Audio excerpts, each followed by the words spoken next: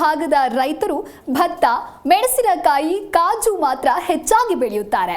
ಇನ್ನು ಪಶ್ಚಿಮ ಘಟ್ಟದಲ್ಲಿ ಬೆಳೆಯಬಹುದಾದ ಅತ್ಯಧಿಕ ಲಾಭ ತಂದುಕೊಡುವ ಬೆಳೆಗಳ ಪರಿಚಯ ಇವರಿಗೆ ಇಲ್ಲ. ಇನ್ನು ಆ ನಿಟ್ಟಿನಲ್ಲಿ ಖಾನಾಪುರದ ಶೇಡೆಗಾಳಿ ತೋಟಗಾರಿಕಾ ಕ್ಷೇತ್ರ ವಿನೂತನ ಪ್ರಯೋಗಕ್ಕೆ ಮುಂದಾಗಿದೆ.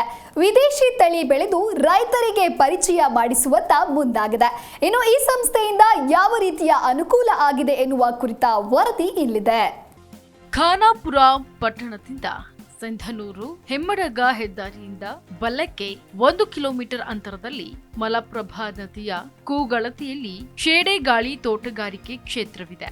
1965ರಲ್ಲಿ ತೋಟಗಾರಿಕೆ ಇಲಾಖೆ ರಾಜ್ಯ ಘಟಕವು 30 ಎಕರೆ ಪ್ರದೇಶದಲ್ಲಿ ಇದನ್ನ ಆರಂಭಿಸಿತ್ತು. ಆರಂಭದಲ್ಲಿ ಕೆಲವು ತಳಿಯ ಕಾಜು, ಮಾವು ಮತ್ತು ಚಿಕ್ಕು ಸಸಿಗಳನ್ನು ಮಾತ್ರ ಅಭಿವೃದ್ಧಿಪಡಿಸಿ ರೈತರಿಗೆ ವಿತರಿಸಲಾಗ್ತಿತ್ತು.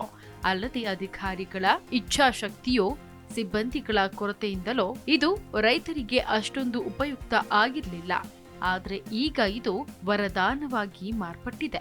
ಶೇಡೆಗಾಳಿ ತೋಟಗಾರಿಕಾ ಕ್ಷೇತ್ರಕ್ಕೆ 2021ರಲ್ಲಿ ರಾಜಕುಮಾರ ಟಾಕಾಳೆ ಅವರು ಸಹಾಯಕ ತೋಟಗಾರಿಕಾ ನಿರ್ದೇಶಕರಾಗಿ ನೇಮಕವಾದ ಬಳಿಕ ಇದರ ಚಿತ್ರಣವೇ ಬದಲಾಗಿದೆ ಎನ್ನುತ್ತಾರೆ ರೈತರು. ಇಲ್ಲಿ ನಾನಾ ತರಹದ ಸುಧಾರಿತ ತಳಿಗಳ ಬಗೆಯ ಹಣ್ಣಿನ ಸಸಿಗಳನ್ನು ಅಭಿವೃದ್ಧಿಪಡಿಸಲಾಗಿದೆ. ಸಸಿಗಳ ವಿತರಣೆ ಜೊತೆಗೆ ರೈತರಿಗೆ ಅಧ್ಯಯನಕ್ಕೂ ಇದು ಕೈಬೀಸಿ ಕರೆಯುತ್ತಿದೆ. ಬೆಳೆಯುವ ವಿಧಾನವನ್ನ ತಿಳಿಸಲಾಗುತ್ತಿದೆ. ಅಲ್ಲದೆ ಸರ್ಕಾರಕ್ಕೆ ಲಕ್ಷ ಆದಾಯವನ್ನ ಇದು ತಂದುಕೊಡುತ್ತಿರುವುದು ವಿಶೇಷ. ಖಾನಾಪುರ ಭಾಗದ ರೈತರು ಭತ್ತ, ಮೆಣಸಿನಕಾಯಿ, ಕಾಜು ಮಾತ್ರ ಹೆಚ್ಚಾಗಿ ಬೆಳೆಯುತ್ತಾರೆ. ಪಶ್ಚಿಮ ಘಟ್ಟದಲ್ಲಿ ಬೆಳೆಯಬಹುದಾದ ಅತ್ಯಧಿಕ ಲಾಭ ತಂದುಕೊಡುವ ಬೆಳೆಗಳ ಪರಿಚಯ ಇವರಿಗಿಲ್ಲ. ಆ ನಿಟ್ಟಿನಲ್ಲಿ ಖಾನಾಪುರದ ಶೇಡೆಗಾಳಿ ತೋಟಗಾರಿಕಾ ಕ್ಷೇತ್ರ ವಿನೂತನ ಪ್ರಯೋಗಕ್ಕೆ ಮುಂದಾಗಿದೆ. ವಿದೇಶಿ ತಳಿಯ ಹಣ್ಣುಗಳು, ಪಾಲಿಹೌಸ್ನಲ್ಲಿ ಅಂಜೂರ, ಮೆಣಸು ಬೆಳೆಯಲಾಗಿದೆ. ಇದು ರೈತರು ಮತ್ತು ವಿದ್ಯಾರ್ಥಿಗಳ ಶೈಕ್ಷಣಿಕ ಅಧ್ಯಯನ ಕೇಂದ್ರವಾಗಿದ್ದು ಇಡೀ ರಾಜ್ಯದಲ್ಲಿ ಮಾದರಿ ಕ್ಷೇತ್ರವಾಗಿ ರೂಪುಗೊಂಡಿದೆ. ಮಲಪ್ರಭಾ ನದಿಯಿಂದ ಪೈಪ್ಲೈನ್ ಮಾಡಿದ್ದು ಹನಿ ನೀರಾವರಿ ಪದ್ಧತಿ, ಸಂಪೂರ್ಣವಾಗಿ ಸಾವಯವ ಪದ್ಧತಿ ರೂಢಿಸಿಕೊಳ್ಳಲಾಗಿದೆ. ವಿವಿಧೆಡೆಯ ವಿದ್ಯಾರ್ಥಿಗಳು ಕೂಡ ಶೈಕ್ಷಣಿಕ ಅಧ್ಯಯನಕ್ಕೆ ಬರುತ್ತಾರೆ. ನಾವು ಅವರಿಗೆ ಮಾರ್ಗದರ್ಶನ ಕೂಡ ನೀಡುತ್ತಿದ್ದೇವೆ. ಇನ್ನು ತೋಟಗಾರಿಕೆ ಇಲಾಖೆ ಹಿರಿಯ ಅಧಿಕಾರಿಗಳು ಇಲ್ಲಿಗೆ ಭೇಟಿ ನೀಡಿ ನಮ್ಮ ಕಾರ್ಯಕ್ಕೆ ಮೆಚ್ಚುಗೆ ವ್ಯಕ್ತಪಡಿಸುತ್ತಿದ್ದಾರೆ. ಹೇಗೆಂದು ರಾಜಕುಮಾರ ಟಾಕಾಳೆ ಅವರು ತಿಳಿಸಿದರು. ಈ ಶೇಡೆಗಾಳಿ ತೋಟಗಾರಿಕೆ ಬೆಳಗಾಂ ಜಿಲ್ಲೆಯ ಸುಮಾರು ಸ್ಕೂಲ್ ಕಾಲೇಜು ಮಕ್ಕಳೆಲ್ಲ ಈ ಒಂದು ಈ ಅಭ್ಯಾಸಕ್ಕೋಸ್ಕರ, ಈ ಶೈಕ್ಷಣಿಕ ಅಭ್ಯಾಸಕ್ಕೋಸ್ಕರ ಈ ನಮ್ಮ ಫಾರ್ಮಿಗೆ ಬರ್ತಾ ಇದ್ದಾರೆ.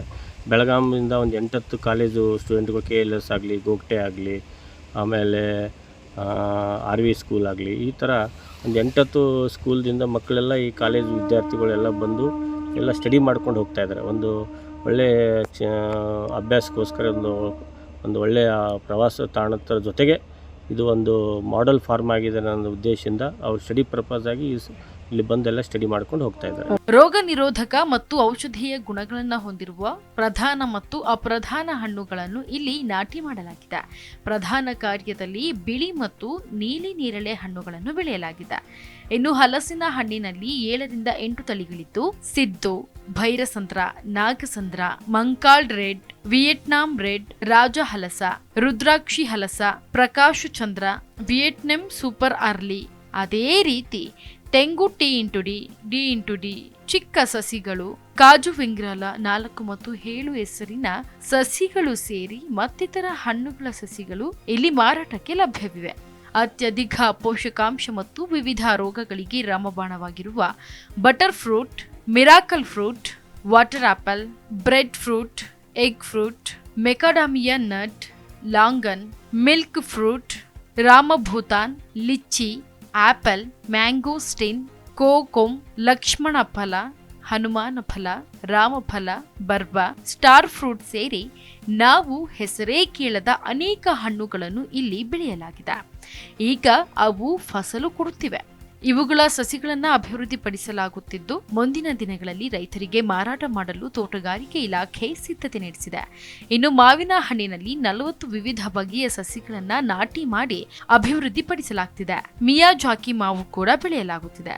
ಸದ್ಯಕ್ಕೆ ಆಪೋಸ್, ಕೇಸರ್, ಮಲ್ಲಿಕಾ, ತೋತಾಪುರಿ, ಗೋವಾ ಮಂಕೂರ್, ಅಪ್ಪೆಮಿಡಿ, ಪೈರಿ, ದೂದ್ ಪೇಡ, ಬೆನೆಶಾನ್, ಸ್ವರ್ಣರೇಖಾ, ಬಂಗಾನಪಲ್ಲಿ, ನೀಲಂ ಸೇರಿ 10 ರಿಂದ 12 ಸಸಿಗಳನ್ನು ವಿತರಿಸಲಾಗುತ್ತಿದೆ. ಇನ್ನು 2023-24ರಲ್ಲಿ 5,000 ಮಾವು, 4,000 ಲಿಂಬು, 4,000 ಕರಿಮೇವು ಸೇರಿ ಇನ್ನಿತರ ಸಸಿಗಳನ್ನು ಮಾರಾಟ ಮಾಡಲಾಗಿದೆ. ಖರೀದಿಸುವ ಪ್ರತಿ ಸಸಿಗೂ ದರ ನಿಗದಿಪಡಿಸಲಾಗಿದೆ. ಪ್ರತಿ ವರ್ಷ ಇಲ್ಲಿ ಬಳಸಿ ಉಳಿದಿರುವ ಸುಮಾರು 50 ಟನ್ ಎರೆಹುಳು ಗೊಬ್ಬರಗಳನ್ನು ರೈತರಿಗೆ ಮಾರಾಟ ಮಾಡಲಾಗ್ತಿದೆ. ಅದೇ ರೀತಿ ಅಲ್ಲಲ್ಲಿ ಜೇನುಪಟ್ಟಿಗಳನ್ನು ಅಳವಡಿಸಲಾಗಿದೆ. ಇವುಗಳಿಂದಲೂ ಇಲಾಖೆಗೆ ಉತ್ತಮ ಆದಾಯ ಬರುತ್ತಿದೆ. ಪಾಲಿಹೌಸ್ನಲ್ಲಿ ಅಂಜೂರು ಬೆಳೆಯಲಾಗಿದೆ. ಒಣಭೂಮಿ ಪ್ರದೇಶದಲ್ಲಿ ಅಂಜೂರು ಬೆಳೆಯಲಾಗುತ್ತದೆ.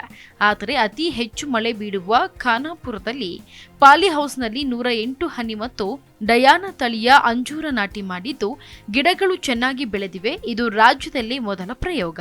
ಪ್ರಾಯೋಗಿಕವಾಗಿ 20 ಗುಂಟೆ ಪಾಲಿ ಹೌಸ್ ಜಾಗದಲ್ಲಿ 1,000 ಕಾಳು ಮೆಣಸನ್ನ ನೆಟ್ಟಿದ್ದೇವೆ. ಯಾವುದೇ ರೋಗ ಕೀಟ ಬಾಧೆ ಕಂಡುಬಂದಿಲ್ಲ. ಇನ್ನು 3-4 ವರ್ಷಗಳ ಬಳಿಕ ಇಳುವರಿ ಪ್ರಾರಂಭವಾಗಲಿದೆ.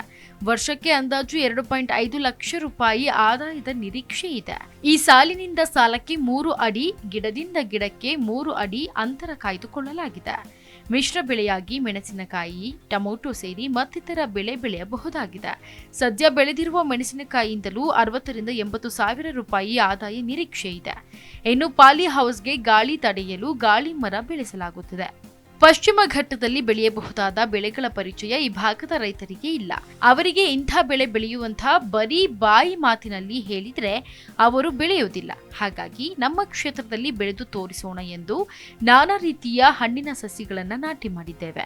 ಹೆಚ್ಚಿನ ಬೆಲೆಗೆ ಮಾರಾಟ ಆಗುವ ಹಣ್ಣುಗಳನ್ನು ರೈತರು ಬೆಳೆದರೆ ಹೆಚ್ಚಿನ ಲಾಭ ಪಡೆಯಬಹುದಾಗಿದೆ.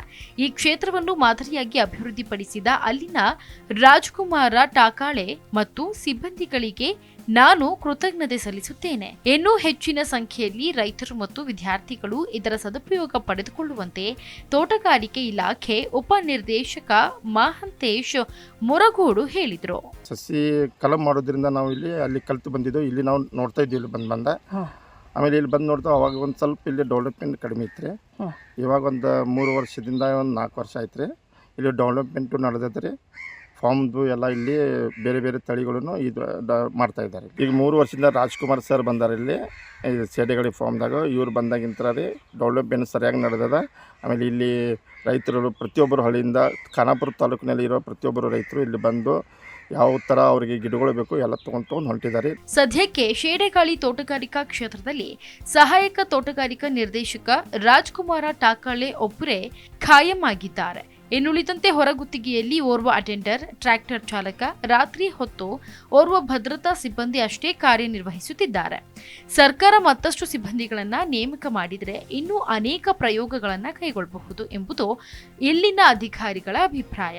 ಒಟ್ಟಾರೆ ಸಿಬ್ಬಂದಿಗಳ ಕೊರತೆ ನಡುವೆಯೂ ಇಡೀ ರಾಜ್ಯಕ್ಕೆ ಮಾದರಿ ತೋಟಗಾರಿಕಾ ಕ್ಷೇತ್ರವಾಗಿ ಅಭಿವೃದ್ಧಿಪಡಿಸಿರುವ ಇಲ್ಲಿನ ಅಧಿಕಾರಿಗಳ ಕಾರ್ಯಕ್ಕೆ ಎಲ್ಲರೂ ಮೆಚ್ಚುಗೆ ವ್ಯಕ್ತಪಡಿಸುತ್ತಿದ್ದಾರೆ.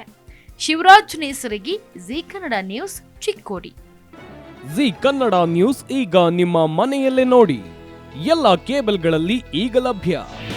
ನಿಮ್ಮ ನೆಚ್ಚಿನ ಜಿ ಕನ್ನಡ ನ್ಯೂಸ್ ಈಗ ಸನ್ ಡೈರೆಕ್ಟ್ ನಲ್ಲಿ number 292, Tata play number 1664, Jio TV number 1334, NXT digital number 30, in cable number 30, city networks 51, U digital number 162, GTPL number 17, Rockline telecommunications number 42, Shri Basaveshwara cable number 168, rural cable network 60, Vinayaka digital 57, Abhishek cable 821, city channel 53, Siddeshwara cable network 57, V4 digital Infotech 628, Surya digital networks 53, Gajanan digital number 836, Malnad Infotech private limited number